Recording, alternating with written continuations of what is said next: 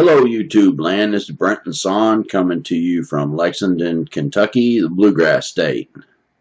Today, I have a very interesting guest.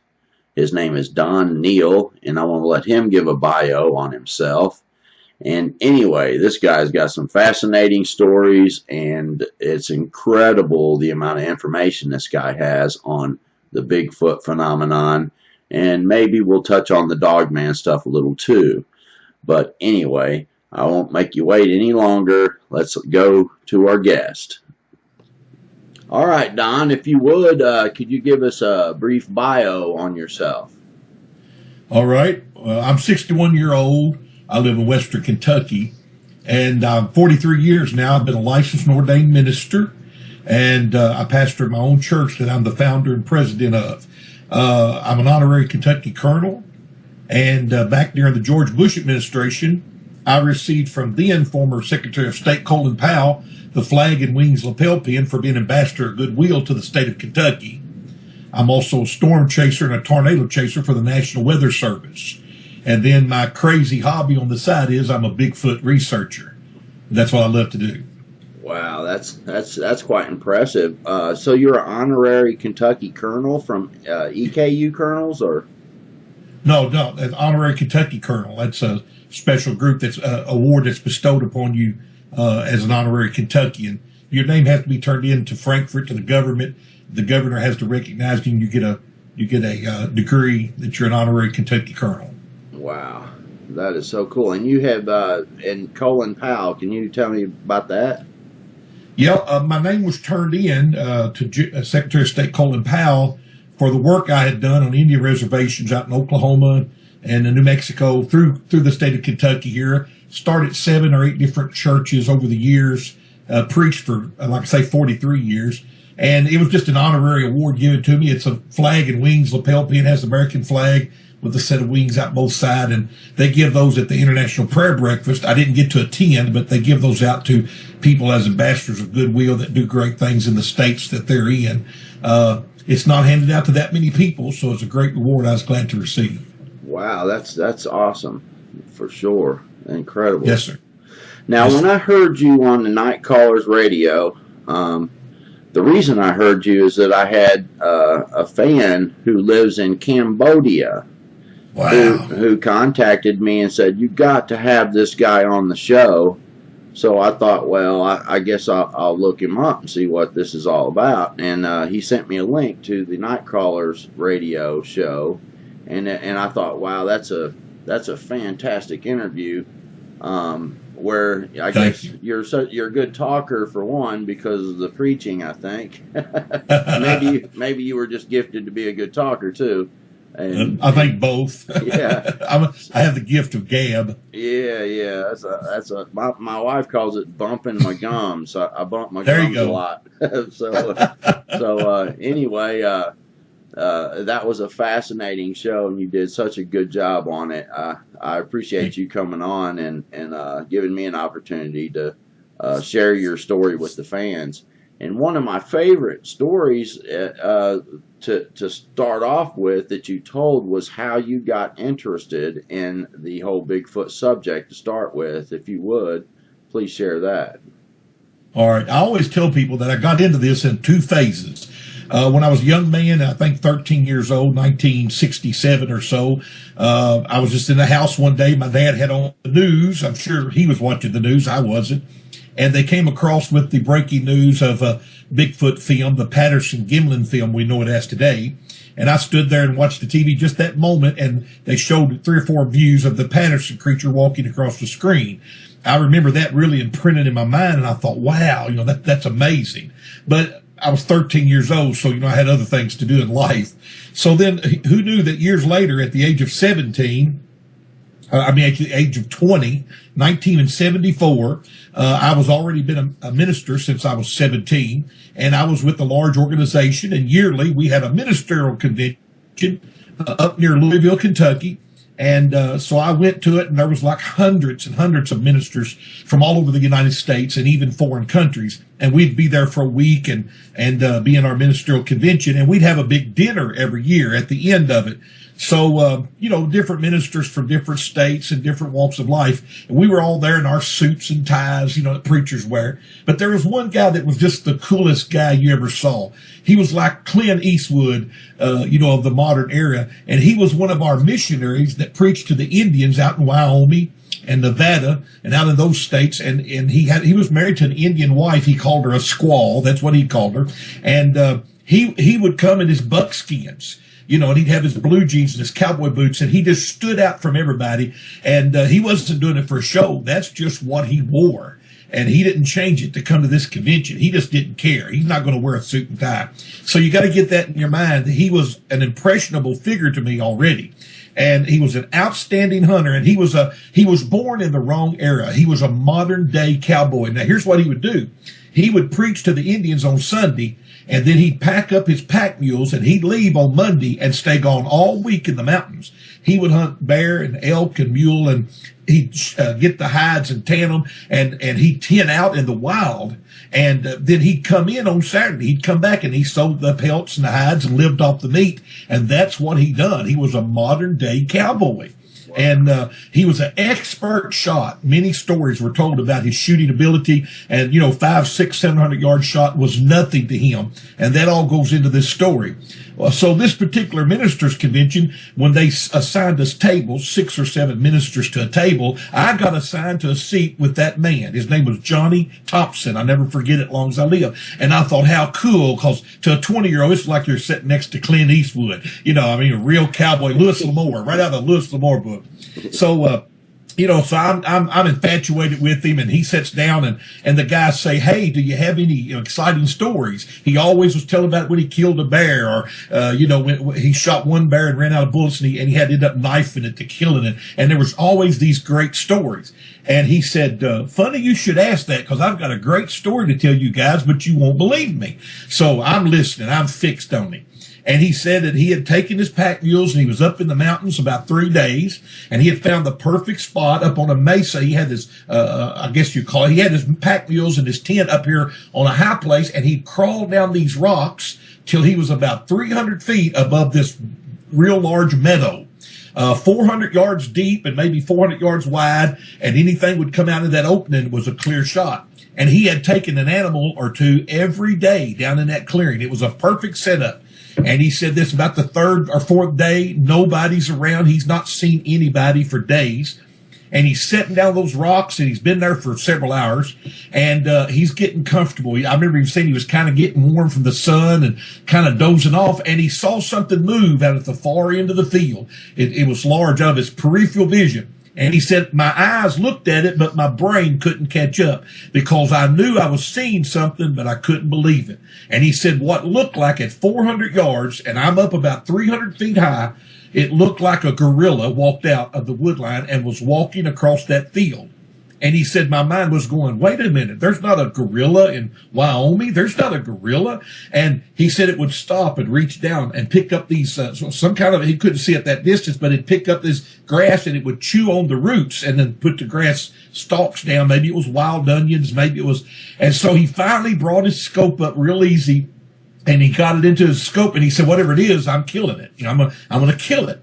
And when he got on site with it, he looked up to the face, and he said, I just let go of the trigger, because it was a 7 or 8 foot hair-covered creature that looked every bit like a gorilla, but when I got to its face, it was a human face. It was completely human. The nose, the hooded nose, the eyes. He said, it was so human, I just let go of the trigger. I knew then I could not kill this thing. But my mind's still trying to figure out what it is. Well, by now, I'm 20 years old. I'm on the edge of my seat. I'm about to fall off my chair. This is the greatest story I've ever heard in my life. And I'm expecting any minute for him to say, joke's on y'all, I'm kidding. And so he said, now, if you think that's strange, the next thing that happened was really weird. I thought, well, my God, what's stranger than that? You just seen a Bigfoot. And he said that creature 400 yards away, I want to remind you, and he's 300 feet up on a rock cliff. He said that creature stopped dead still, sniffed the air, and turned around and said, didn't look at the rock mountain. It looked straight at me. He said that thing was looking right at me, looking at it through the scope.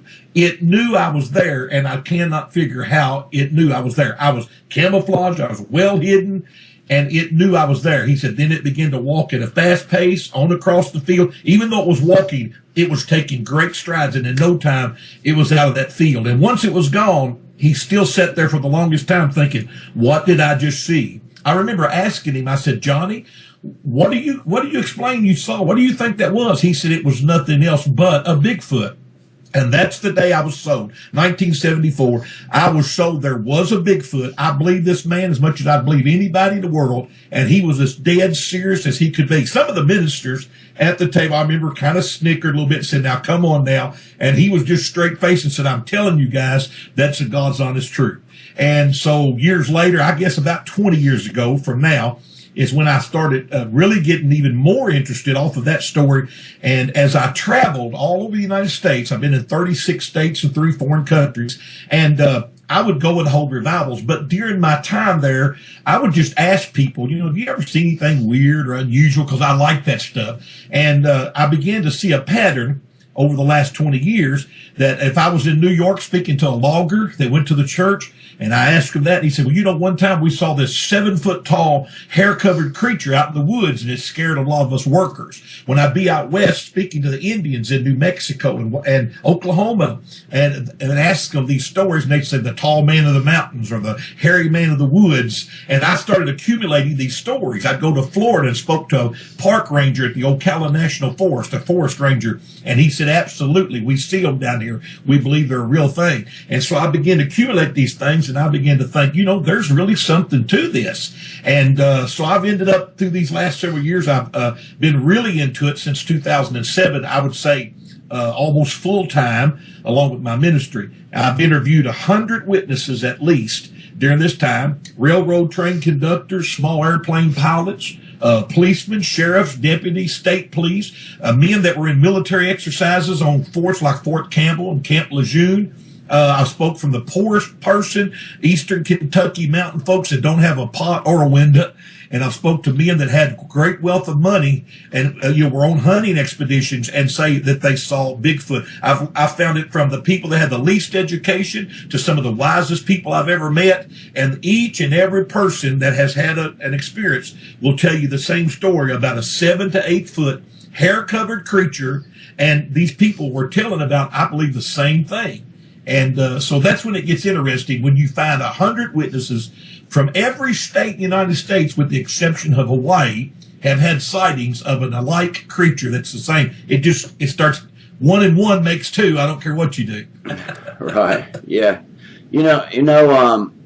Some people say, well, after the Patterson-Gimlin footage came out, and there was those tracks that was found from California, and then the coin term Bigfoot came up, and then a bunch of reports started happening.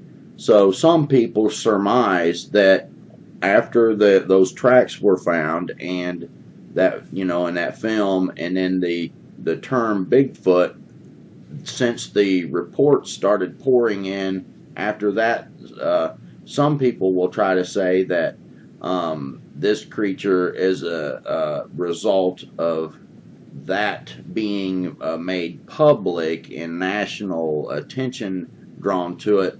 But the thing is like you were just saying, the term Bigfoot was coined then, but people called it different names. Exactly.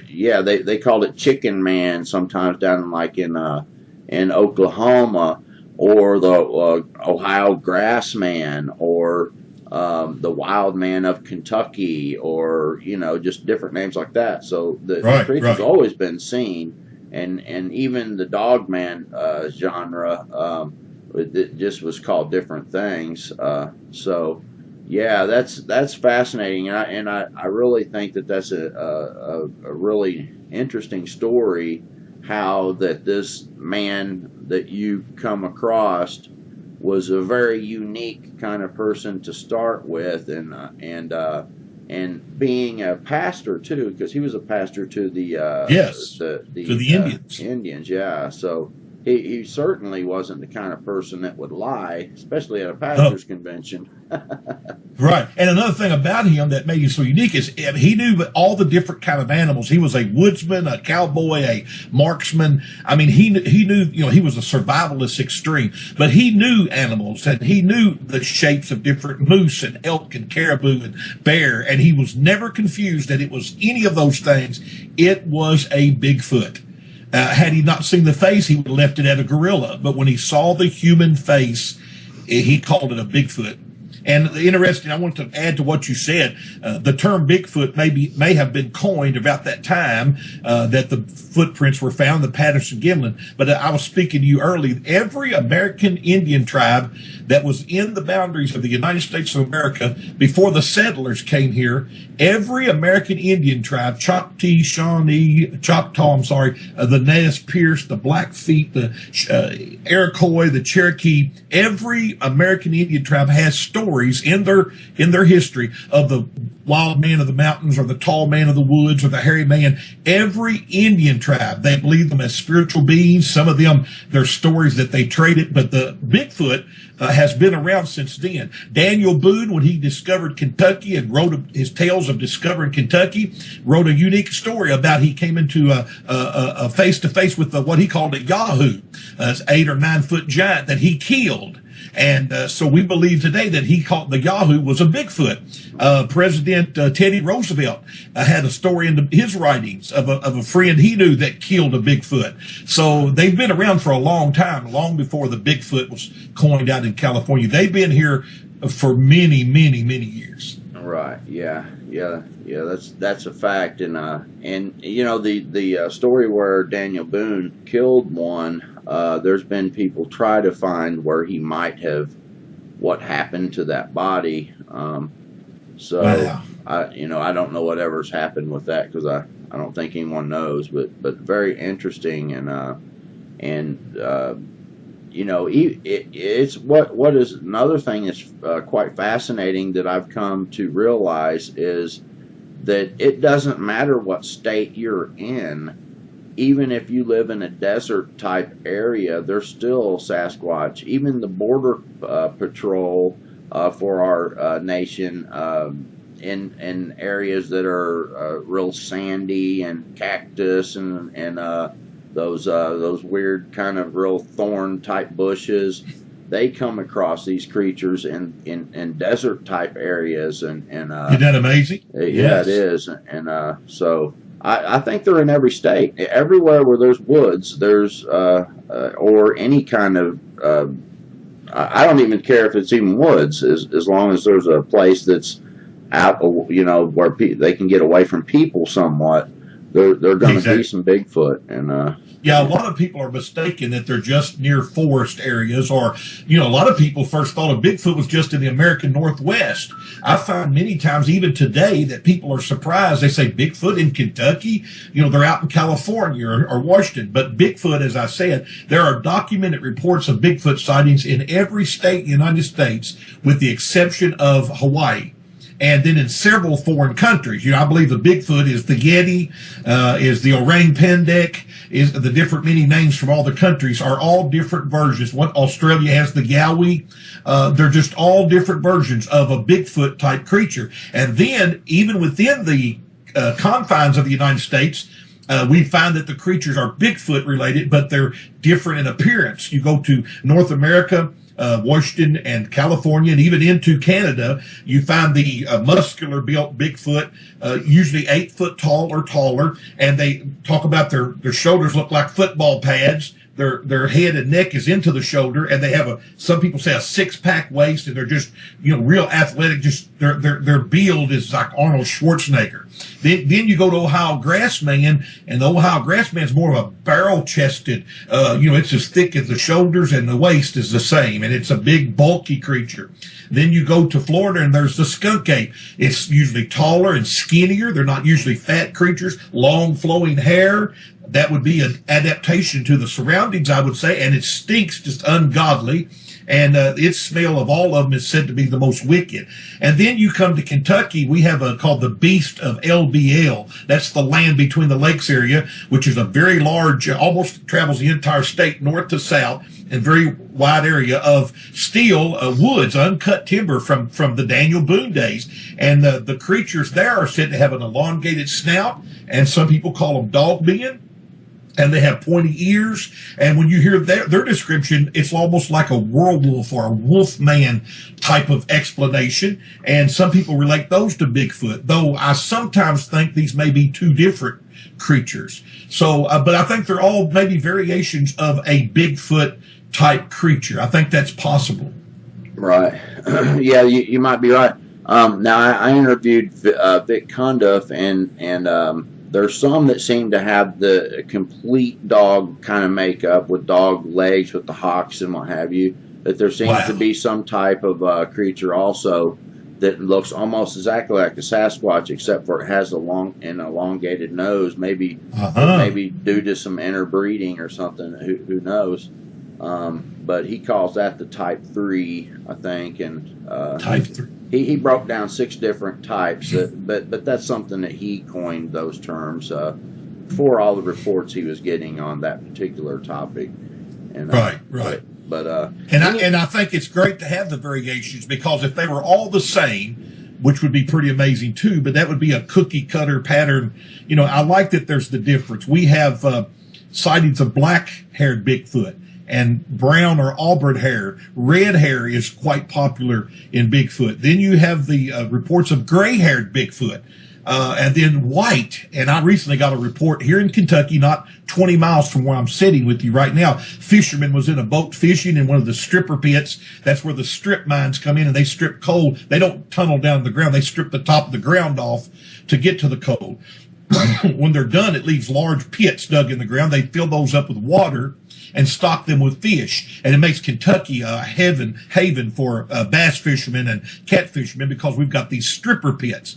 And so he was fishing, him and his friend, and they heard a noise on the bank, and they look up on the bank, and there's 2 of them. And the smaller one is black and about 5 foot tall, and the bigger one's about 7 foot tall. And he said it was a dirty blonde.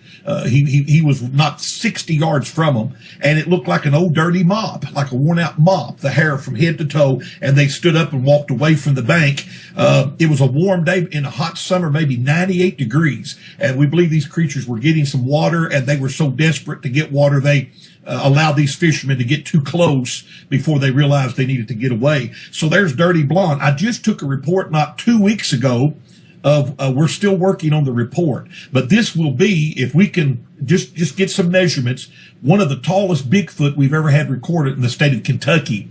This Bigfoot is around 10 foot tall, according to this eyewitness who measured it to beside a railroad track to one of the old, we still have telegraph poles next to our railroad tracks here in parts of Kentucky where they used to have telegraph. And measuring by that pole, this creature was 10 foot tall. Now get this, he was white hair all over with black tips. White hair with black tips. That's very unusual. We're looking into that exciting report, and hope to follow through on that. So I've had people say their skin has been gray. Some people say that they are like a brown, like a Mexican or Spanish type person. Some of them see black skin underneath. The most famous is they'll say it's a skin that's rough, like the heel of your foot. I hear that. You know, when you hear different witnesses over 10 or 12 years, and they'll say, well, it was like the skin on the heel of your foot, then it starts clicking. Different colors, different hues, different hair color, same creature, but different variations. Right. Well, yeah, I agree. I've even been here recently talking to some people with encounters down in Mississippi and Louisiana, and there's some very odd looking ones in Louisiana, I know, and kind of more like an orangutan kind of appearance, and really, really odd looking in the face, where they almost I have a picture of one that looks like it has a piercing through the nose, and this lady says it looks like they wear stuff, like they wear like leaves or something on them, or even one, she saw one with like an alligator skin. It looked like it was like wearing it on itself, and almost kind of indicating some culture. of some type.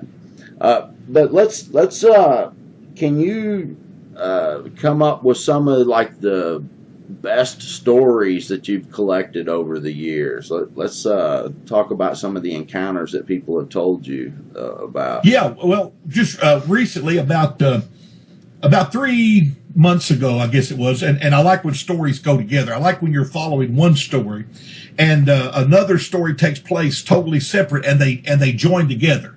To me, that gives confirmation, especially when the people don't realize that they're confirming a story you've already heard. Right. And so about 3 months ago, I had a lady, maybe in her 60s. She got a hold of me, heard that I was a Bigfoot researcher and a minister. And that gets me a lot of open doors with people. They'll talk to me when they won't talk to others. You know, they trust the preacher side of me, thank God. And she said, I believe I saw a baby Bigfoot. So I went to her home a little over in Ohio County, Kentucky. It's a county next to the county I'm living in. Very rural country area, good old country folks. You find out one thing about these country folks, they're very private people. They don't talk their business, you know. And so I go to her home, and her husband had just passed away. Me and my wife went to visit her, a very friendly lady. And she began to tell her story that she worked in the little town nearby and at the hospital, and I believe it was, and she was driving home. And about 9 o'clock at night, and on this stretch of highway, it's a little 2-lane country road, blacktop. There's a place where the railroad track used to cross the road. This is a mile from her house. There's no tracks there no more. They've took the railroad out, but there's still that crossing right there. She said as she come up on it, her lights hit something moving from the field coming across the road. So she began to slow down, thinking like we do here in Kentucky, it's a deer. You know, and people hit deers just constantly here in Kentucky. So she slows down, and when it steps up on the road, she's very close to it and has to slam on her brakes, and it is walking upright. It's about 4 foot tall, and she said it just stopped right in her headlights and looks right at her, and she said it had every appearance of a adolescent Bigfoot or a child. Her first thoughts was, this is a lost child of a Bigfoot or whatever it is. She said it had the saddest look on his face. It looked shocked, like, what are you? This car's sitting there with this light shining on it. It has an auburn colored hair. It looks at her, and she knows it keeps looking to the woods where it was headed. And this woman, of course, this is a lot of just surmising, but you know, this is her feelings. She's in shock. It looks like it. She said, I felt sorry for it. I looked into its eyes and literally felt sorry. It was not supposed to be there. It had got in trouble walking in front of me, but I had the strongest feeling, she said, that the parents or a parent was over in the woods. She said, I would not get out of my car because if there was a parent around. Now, I can't explain how she felt this or what, but I know this woman's intuition kicked in. But it's amazing. Very few people I've ever interviewed about a Bigfoot sighting had pity for it and felt sorry for it. And she said it was just a sad-looking little kid. So then after 2 or 3 minutes of standing there, she said she remembered thinking, well, do something. You've got to get out of the road. And it takes off and runs on in the direction it was originally headed towards. And she felt it was going back to its parents or going further to its parents. So we're sitting in her home talking to her, and I said, ma'am, you've had the most amazing sighting. She gives great detail. We did a great report on the KBRO on this very sighting. She said, well, I knew they were around here because they've been around here for many years. And I said, excuse me? She said, oh, yes, me and my husband have had them around our home here for over 25 years. Well, I'm just, wow, I'm blown away, And she begins to tell that they have a big dog pen with several dogs. Her husband was a hunter. And outside on the back of their property is a big fence with 8 or 9 dog kennels in it. And she said they would come out of the woods from behind her house. Now, let me add here, what she didn't know is that behind her house is a stretch of woods that goes 7 miles back towards my home. And we do research there. We've got one place that people call Bigfoot Mountain. And there have been sightings there since the 40s. And I have 6 reports over the last year from those areas in that woods behind her house. So this all starts going together like a puzzle. And she said they would come from those woods and come up by our dog pen. She said we've seen their eyes shine. We've seen the shadow as they moved. We've heard them knock and scream at us, give the howls. She said it became pretty routine. And I'm just thinking, man, I've lived near this lady for 25 years. I wish I'd have met them 25 years ago. I'd be parked in their backyard because this is what I'm doing. I'm going all over the state looking for these creatures that's hanging around her house. So I'm thinking, man, I wish your husband was still living. Then she says, we saw him for so long that I thought I'd talk to the neighbors across the road. There's 2 houses across the road from her. And she said, when I went over and talked to them and told them, y'all going to think I'm crazy, but, you know, there's this thing been hanging around the house. And both of the neighbors said, oh, yeah, we've seen them around over there, too, by your dog peeing. Said, that's some big old thing. We're scared to death. Don't fool with it. So the neighbors, now you've got 3 or 4 houses over a 25-year period have been witnessing a creature 6-7 foot tall, eyes shine at nighttime, red eyes shine. The dogs, her dogs, when it used to come around, would start barking. She said we would know when it was coming because the dogs would start. She said they became so familiar with it that when they come, the dogs would just sit there and stare at the woods and quit barking. So that, I'll leave with that story, the crossing at the railroad track.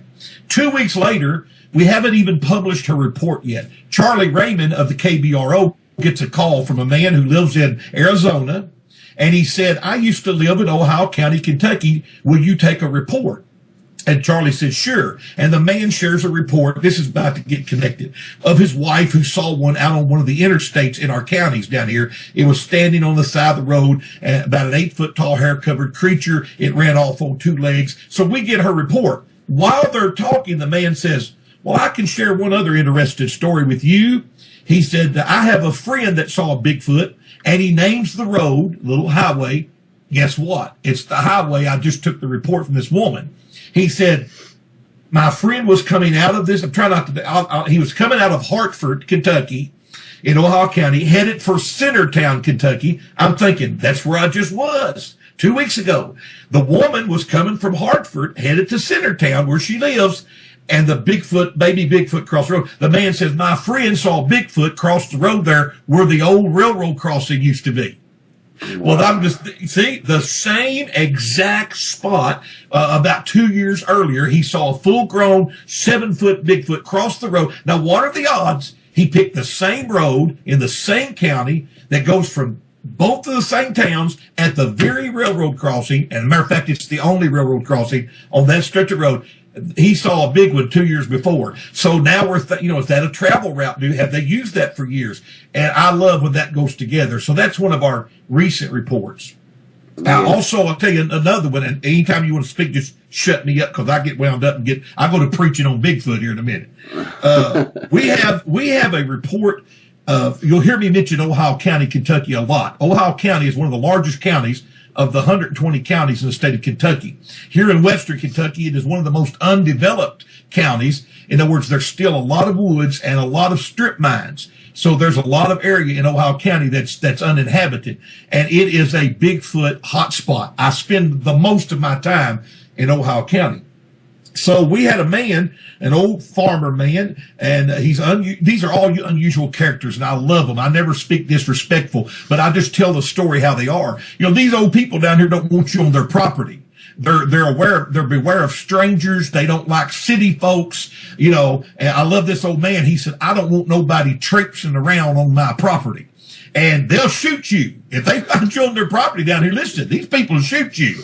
This is old brother, where art thou come to life, So the old man had somebody stealing his corn from his deer feeders, more than the deers was taking.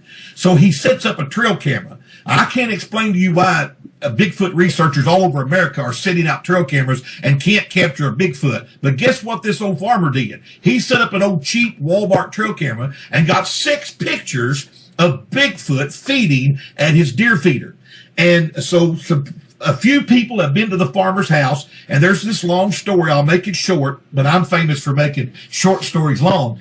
But he had a few people to his house because, again, he's not worried about fame. He did not believe in Bigfoot. He doesn't want there to be Bigfoot on his property. Get this. He doesn't want the trouble. He wants whatever's there to leave his deer feeders alone. He don't want strangers. Ever since this was discovered, he's been inundated with people trespassing on his property, and the guy was going, so finally he said, I ain't talking to nobody. So he has these pictures that I wish the world could see, but he's not going to share it. He's been offered big money, and he won't take money for it. He don't care. He's living his life. I would grab the money. He's not going to take the money. But the thing about this Bigfoot I want to tell you about is it wasn't what I was prepared to see. I was thinking of a Patty Bigfoot. But these Bigfoots let me bring the story to a close, have been on this property for years and years. The people's grandparents tell about, yeah, they've been in these woods. It's an area I don't want to name right now, but if I said the name, people know the area. Some of the oldest uncut timber and standing woods in the state of Kentucky are in this area, a 5-mile area that is deep ravines and old mine walls going into the old caves, and just an uninhabitable area except for the little farmland. These creatures he caught, when I saw the picture, I stood back for a minute.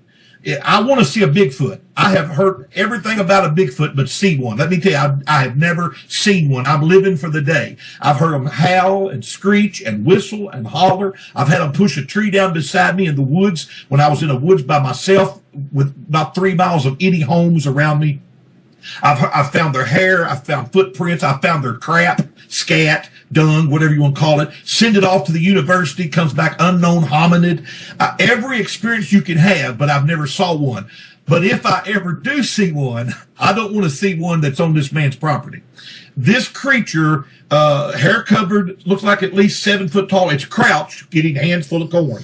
But this creature's face, it had a long, pointy nose, like a witch nose. It had long pointy ears like Mr. Spock. It's all I can tell you. Off of Star Trek. It had no hair on its face, and it was an ugly, dark, grayish skin that looked like your elbow skin or your heel of your foot. It had an elongated, hairless hairline all the way up to the top of its conical-shaped head. This thing was weird. It was odd. Many researchers have studied these pictures. We have talked about it, and we literally believe that this family group that's been there so long have been inbreeding. And we believe that this is some deformation. He's deformed. Because Bigfoot don't quite look this way. The female in the picture does not look like that, and the smaller one that's in one of the pictures. But this creature absolutely stands out and is the oddest looking thing you've ever seen. So we believe there's inbreeding and deformity. He's deformed. And so that's a great story going on. What I would give, I have a copy of one of the pictures of the close-up of that creature. I'm not allowed to share it. The old man is very adamant right now. The picture was released by someone who he went to his home and he trusted them, and they took their phone and snapped a picture unbeknownst to him, and that was wrong. And I don't know the person that did it, but through the internet I did get a copy of that picture, and I keep it. But if he would ever let us on that property, it's where everybody wants to be, but there's a family of deformed Bigfoot. So that's another story that's recent going on. Hold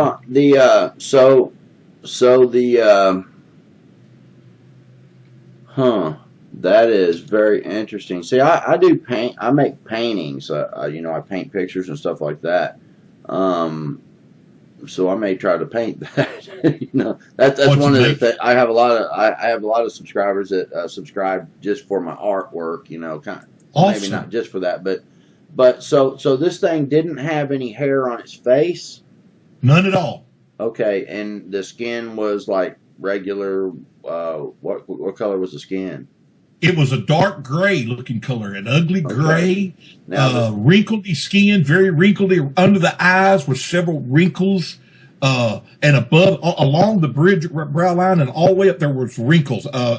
Enough stunk-in skin, looked like a brow ridge going up through there, like a washboard type forehead, all the way up to the top of the conical shape. Okay, and then the nose, how long was the nose? The nose was hooked and came down at a point. It didn't hang down below its lips, but it came down almost, imagine an old picture of an old witch, that has the pointy. It looks just like that. It's weird. It's came crazy. Down to a point, or? Yes, it's a pointy hooked nose, almost like a hawkbill nose. So was the nose like pretty long looking, or? Yeah, when it comes down, it doesn't point out long. It comes down, almost to the top of the mouth, but it comes out from the face and then comes down into a point. Like I'm trying to do it with my finger on it, but it's unusual. It really stands out. Now was his ears on the side of the head or the top? On the side of the head. No, it's on the side of the head, but they stick out away from the head enough. See, most Bigfoot reports that we take, it's always amazing. You say, did you see any ears? Most people never notice ears. If you look at the Patty film, you don't hardly see ears. Right. This creature's ears are predominant and stand out. And what's predominant the most is the top of the ear comes to an absolute point. just like Mr. Spock on Star Trek. It's pointy ears. Were they pretty large looking ears for the size? Yes. So they were large, and so basically the ear looked like a human ear except for the point. Exactly. Okay. And were the ears hair covered, or were they skin? No, bare skin on the ears too. Or you couldn't see it. If it's covered in hair, I don't believe we would have saw it. Wow. It's an amazing story. I don't like to share it a lot because this throws people off, but we're talking about their different types and shapes, and we believe, again, there's the inbreeding, something deformed this thing. This is not how Bigfoots usually look, but it's a very unusual looking creature. Okay. Wow. And then the fur, the rest of the body, the hair, what color was the hair? Black. It's all black. And his hands, he's not on his knees, but as if he walked up and then he bends at the knee. So his knees are close to the ground. He's got both hands out in front of him, scraping the corn, and you can see that from the knuckles on down is bare skin. And the face was that close to where you could see his face pretty good then, huh? Oh, yes. Wow. Yes. Yeah. Man, and then the picture's been so taken and blowed up. The picture's been blowed up. And so the legs on it were normal Sasquatch legs. They weren't. Well, again, he's bent at the knee, but it looks like pretty long legs. You know, he's still a tall creature, even though he's bent. I guess you'd call that squatted down. His feet are flat on the ground. His knees are almost touching the ground, and he's bent over. He's like he's in this crouched position, scraping up these hands full of corn. Wow. And that is absolutely incredible. I've never heard. Isn't that awesome? That's freaky. I agree. I don't believe I'd want to see that. Well, I've been hunting over near that property. I've had some access close to that property, and I tell people, again, as I said, I want to see one, but I'm just being honest. I don't want to see that one. Yeah. We have recorded some howls, some screams, some of the best we've ever captured in the state of Kentucky came from near that area. And I told him, I said, look, it's okay to hear it, but I don't want to see it. I'm not scared of too many things, but it's just something I wanted to mention. It's amazing how different these creatures can look, and this one certainly is different. Yeah, that's I've never heard such a thing. That is amazing. Wow, I think I won't never get that out of my head. Well, I'll tell you one other interesting thing, because that has captured my imagination ever since I heard about it. And again, many people's tried to get the pictures. And if any of your listeners have questions, listen, every means has been tried to get to the old fella, to get him to share the pictures. It's become so much problem to him, he just don't care. And I think unless some people are from the country here in Kentucky, they don't understand that. The man could care less about a Bigfoot. He's sorry it is a Bigfoot. He doesn't want it on it. He wants to mind his farm and hunt some deer, and he doesn't want strangers so much that he's secluded himself. But listen, it would be an outstanding breakthrough if this man would release. I have people say, well, if there's Bigfoot, why don't you have pictures? I don't believe this is the only story that somebody somewhere has some good pictures. But for whatever reason, everybody's not going to rush out to ABC News and share them. This man is a perfect example. Everything he's been offered big money to, 20,000, 30,000 are numbers I've heard, and for one picture, and he will not do it. He's not interested. And only if he could. What great evidence, how far we could go with that picture. But there is online, and I hope my memory doesn't fail me now, there is a sporting club in South Carolina. You may have seen this. I believe it's South Carolina, and they have a sporting club, and they have a hunting on their club, and they have a golf course, and there's a wonderful video on YouTube, and the man says, we were checking our trail camera and look what we found. What do you think this is? And they show this picture of a stump about 5-6 foot tall, and there's a creature standing behind it, and it's eating something off of the stump. They believe grubs or something off that stump. And then when the man gets up there and they're videotaping, the stump has been whittled down to the ground. It's an old rotting stump, and it's done. He said this is where the creature was standing. That creature in its face, it has the elongated forehead, it has a pointy nose. It's as close as I've ever seen to the creature I'm telling you about from here in Kentucky, but it still doesn't look as weird and as odd as this one here, but it's close. So if you ever look that up, or if I can find that, I'll even find you that site. That creature is 50% close to what I'm trying to explain to you about. Right. Well, yeah, maybe you can send a link, and I'll put it in the description. Okay, it's Greenbrier. It's Greenbrier Sporting Club, South Carolina. But I will send you the link to that. I sure will. Okay. All right. Yeah. Imagine when you see that creature, imagine that only even more deformed, even more pronounced pointy nose, and even more pronounced pointy ears. And you'll have close to the creature I've seen in the pictures I've seen. Wow. It'll set you back. Yeah. That's amazing, for sure. Isn't it awesome? I'd sure like to see those pictures. That's for sure. And how many pictures did he have? 3 or 4? I think he captured 6 pictures in all. And I have seen 2 of them. One is the creature by itself, this deformed creature. And then the second one, there's a female, has large pendulous breast, walking up behind him, and a smaller one off to the side. You can barely see the eye glow and make the shape of the head. So there was a family unit apparently coming into this feeding. And like I say, that's what got the old man out there. It was taking his corn quite frequently, more than just being deer. And had he not set the trail camera out, and when he got it, he didn't know what that was. The old man didn't know what, he didn't think Bigfoot. He didn't know what Bigfoot was. Right. Yeah. Well, my goodness. It probably. Yeah. I mean, even Bigfoot hunters might not guess that. It looks that odd. Well, that's quite amazing, and that's in Kentucky, huh? In Ohio County, Kentucky. Yes, sir. Wow. Okay. Well, I don't know. I don't know if there can be a story as interesting as that left. No, that's pretty good. Yeah. And then I'll share this with you. We have stories of Bigfoot that pick up traits. We believe they mimic. We believe they can mimic animal sounds. We have a story right now posted on our KBRO website. A man has a recording.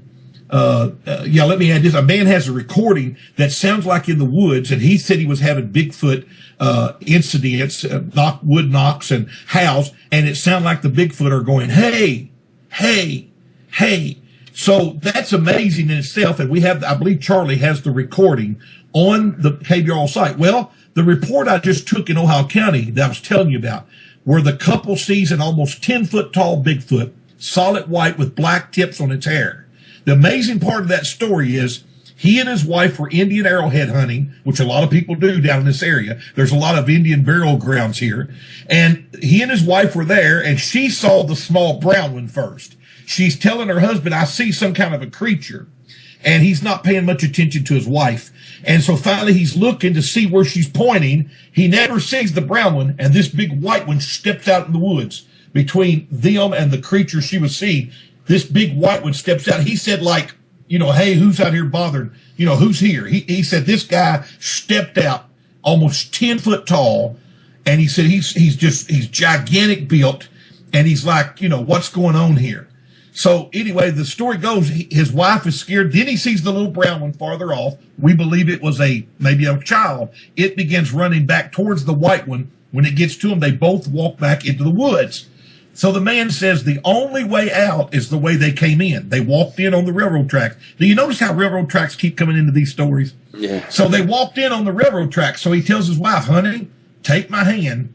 For us to leave, we've got to walk down there to the railroad track and get out of here. We're 2 miles from the road, and we got to walk past where those creatures were. And she doesn't want to. He said, but there's no other way. And so she takes him by the hand, and they go walking towards this railroad track. And he keeps telling her, no matter what, look straight ahead. He's learned about creatures. They say, like even mad dogs, don't look them in the face. Don't look them in the eyes.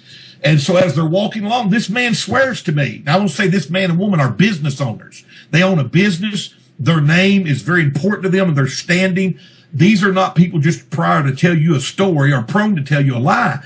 And they said as they were walking past the area, the guy says, I'm telling you, these things were going, hey, hey, hey. And he said, my wife said, I want to look. And he said, don't look. So we believe they mimic words. I have other researchers that have heard them say water or agua. Out in Texas, they have a Bigfoot habituation site, and the creature will say agua, like for water. And here in Kentucky, let me tell you one more. Out in the eastern Kentucky counties, there was a story back in the 40s and 50s. The people in the area would say they had been seeing a Bigfoot. Now, people here in Kentucky, you know this. You're in Kentucky, right? Yeah. Aren't you in Kentucky? Yeah. People down here in Kentucky, you come down here and visit me. When you drive down the road and pass people, they'll wave, just like I'm doing on the camera. They'll just wave. It's not a Miss America way, but you just wave your hand. Doesn't matter if you know them or not. If you pass them on the porch, if you pass them in the store, you just wave. And so these people in the 40s and 50s were telling a story about a Bigfoot they'd see him. When they pass it, he would throw his hand up and just do that. And they named it Mr. Howdy. So what a great story. So guess what? About 6 years ago, there was a group of teenage girls, and it was after a graduation, I believe. I'll get the story close. Anyway, they were out riding around the country, maybe celebrating, prom or whatever, and they saw a Bigfoot. And they ran back home and telling everybody scared to death that they were out there and saw this Bigfoot. And they said, you know what it did? It raised his hand to us and waved like that. And so they believe that was Mr. Howdy, who's still around. So I think it's amazing. They mimic sounds. We have 2 reports right now of creatures saying, hey, and we have a report of Mr. Howdy that waves his hand like this, and many other stories where they pick up maybe human traits or human words. Wow. All right. I hope you all liked that. Fascinating show. I will have him back on soon. Hopefully we'll get him back on with some more stories, because I just absolutely love the stories. I think they're so fun to hear and listen to, and just gather and glean all kinds of information about these unknown or elusive creatures. But Don certainly knows his stuff when it comes to Bigfoot, and I'm preaching too, I reckon. And I thought you all would enjoy that. And soon we'll have him back on, and I'm sure that it'll be just as exciting as this one was. But boy, what do you think about that really funny-nosed creature? Absolutely amazing. Maybe one day this guy will release those pictures. Who knows? But I'd sure like to see him. But anyway, thank you all for watching. And you can, if you want to contribute, BrentonSon@gmail.com is my PayPal. You can go to Facebook Mysteries to search, contribute there. If anybody wants to share a Bigfoot story, my email is BrentonSon@gmail.com. You can email me and give me some contact information, what have you, and I'd be glad to hear your story and maybe have you on the show, and you can tell your story firsthand. Other than that, I'll see you all on the next video. God bless, and bye-bye.